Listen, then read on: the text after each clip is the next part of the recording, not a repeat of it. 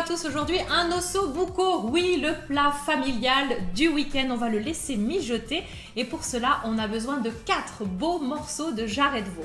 Il nous faudra également des petits légumes, des carottes, des oignons, un petit peu de thym, du laurier, des clous de girofle, un bouillon cube, vous aurez aussi besoin de tomates pelées, de vin blanc et de pruneaux d'agen. On commence avec les jolis morceaux de jarret de veau. Là l'idée c'est de les fariner.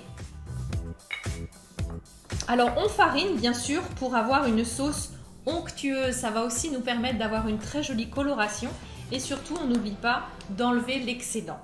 Une fois que votre viande est bien farinée dans une cocotte assez large, il faut que la viande puisse être bien au contact du fond de la cocotte, vous allez mettre de l'huile d'olive et on va faire revenir nos jarrets de veau.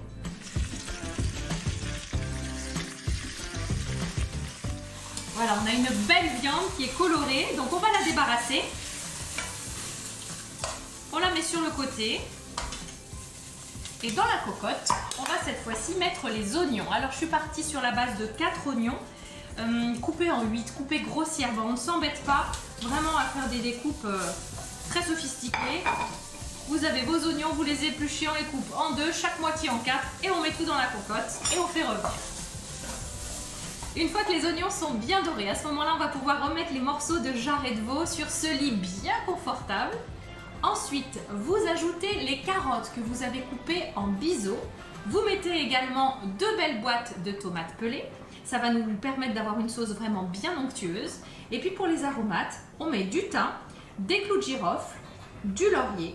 On va déglacer avec le vin blanc. Vous ajoutez de l'eau chaude à peu près à hauteur. Et puis vous allez laisser cuire tranquillement, sans oublier d'ajouter un petit cube de bouillon de volaille par exemple, qui va là aussi donner du goût. Vous allez laisser cuire 45 minutes au minimum. Au bout d'une demi-heure, vous allez ajouter les pruneaux d'agen. Vous les laissez cuire donc un quart d'heure avec l'ensemble. Et puis n'oubliez pas, voilà, de couvrir et de laisser mijoter tranquillement. C'est formidable, pendant ce temps on peut faire plein d'autres choses. Je vous souhaite un excellent samedi.